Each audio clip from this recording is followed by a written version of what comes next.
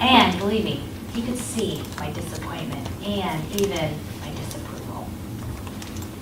Abruptly, I ended the call before I started crying because I could feel it was coming.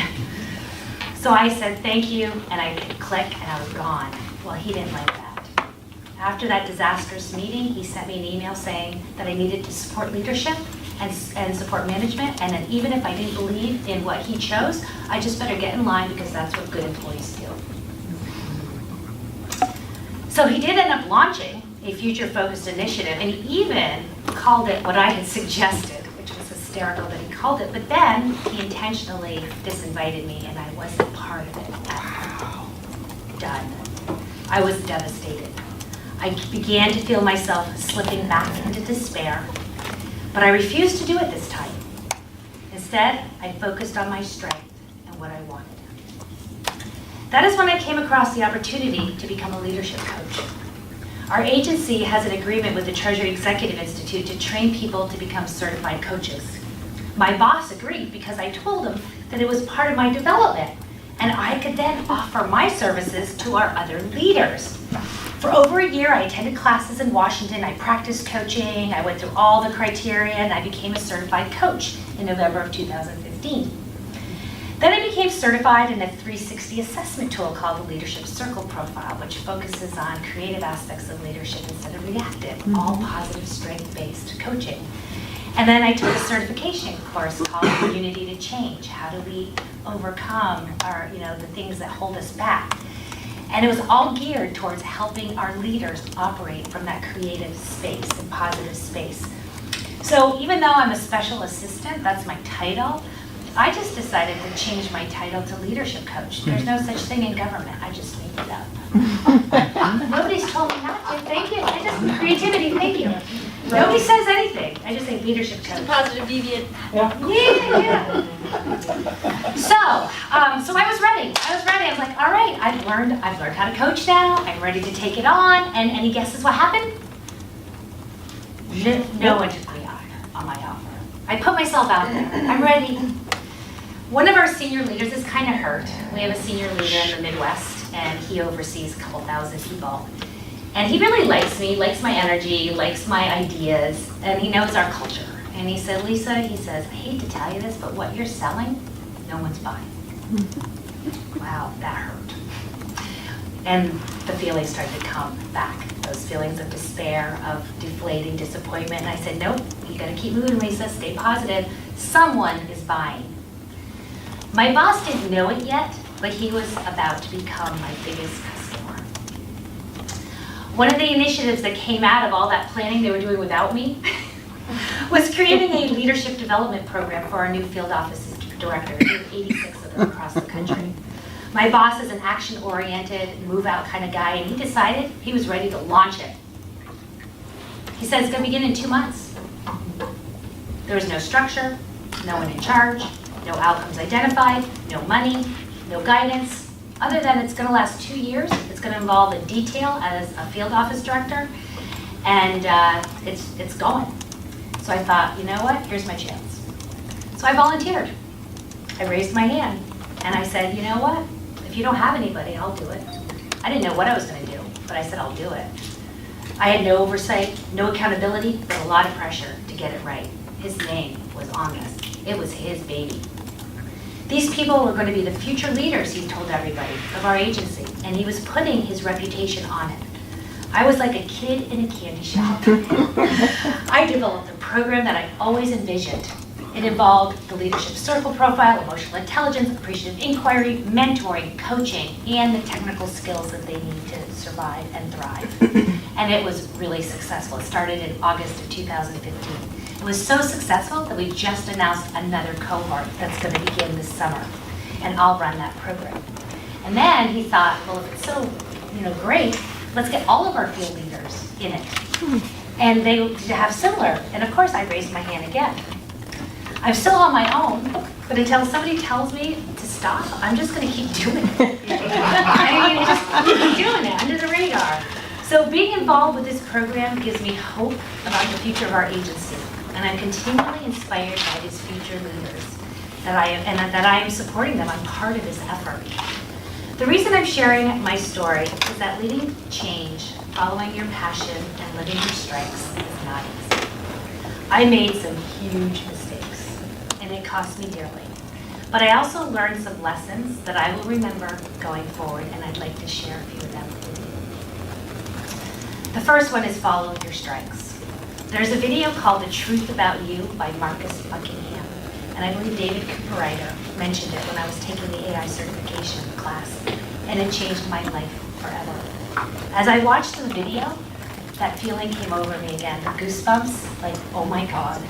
I realized that a strength is not what you're good at. It's what you love. And while I was really good at finance, I really loved teaching others. And it was in that moment that I chose to become a leadership coach. Develop yourself. You can't do something you love and get good at it if you don't learn it and practice it. So you have to embody what you learn and really walk the walk, not just talk the talk.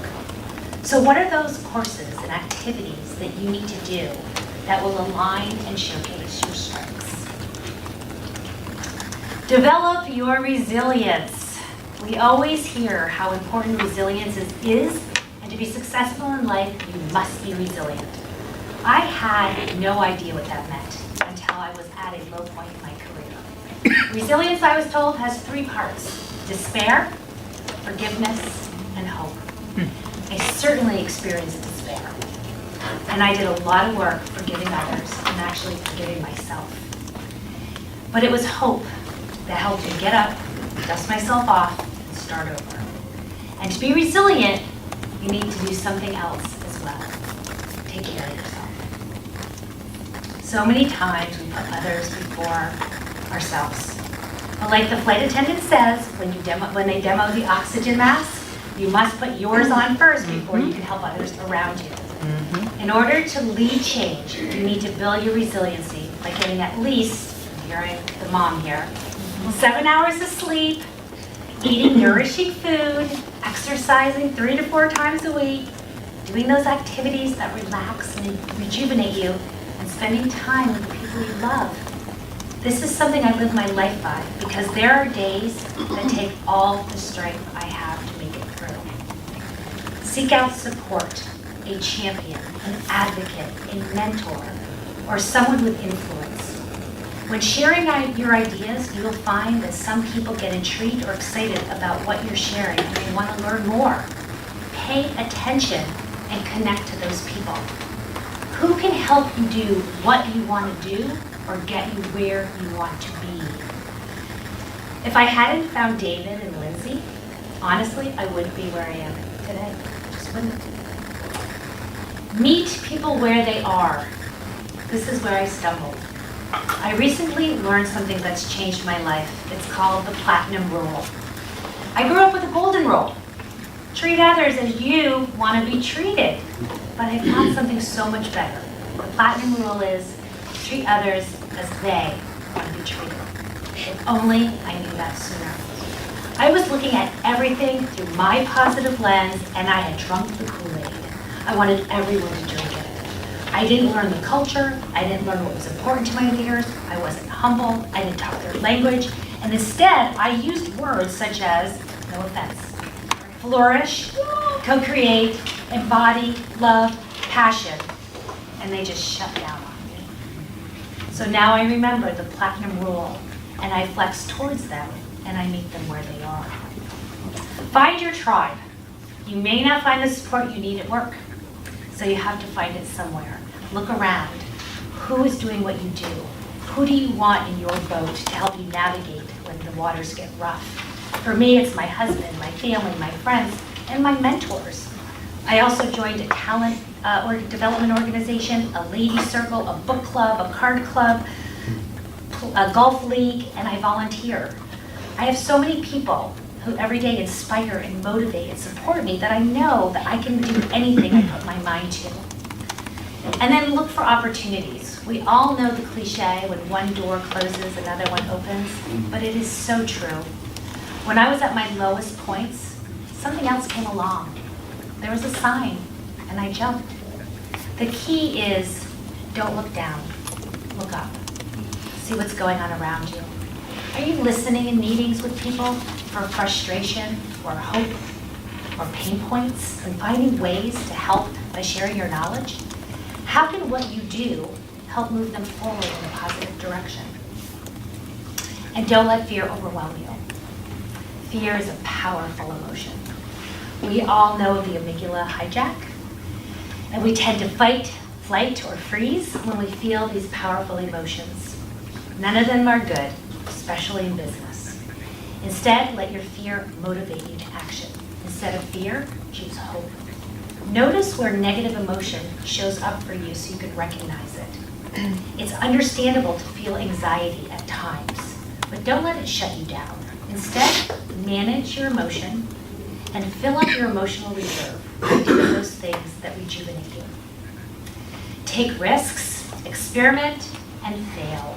You will make mistakes. But it is from those mistakes that greatness happens. We all know that. If you have resilience and support, you'll have the strength to try new things and reach new heights that you never thought possible. Failing is only valuable if you learn from it. And you can grow even when you fail. It's called courage.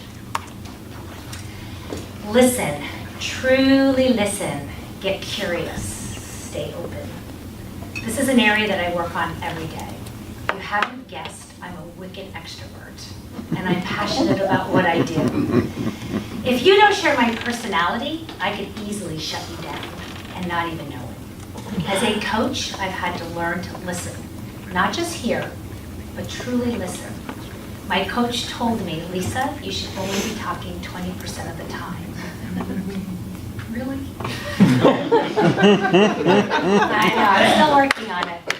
Listening means hearing what others say, understanding what they say, and picking up on emotional cues that they may not be saying. That's right. It's not judging, it's not shutting them down. It's about staying open, staying curious, and truly seeking to understand the other person's point of view. And lastly, don't get too attached. When I want something really badly, I go all in. I will work my butt off, learn it, practice it, and share it, and I embody and own it completely. When people don't want what I am offering, I have been known to take it quite personally. So I have developed a new mantra called Q-tip. Quit taking it personally. I carry one around, I swear to God. Just because I love what I do doesn't mean everyone will, and that's okay. Instead of getting upset, move on and find somebody who thinks it's as great as you do. The idea is actually quite freeing and has allowed me more space to be creative. In closing, I want to thank you again for allowing me to share my story. I hope you found it helpful. And if you want to reach out to me, I'm happy to support you in your journey like others have done for me. I'm excited about what's next for me. I will be running 2 leadership programs starting this summer. My private coaching business is thriving.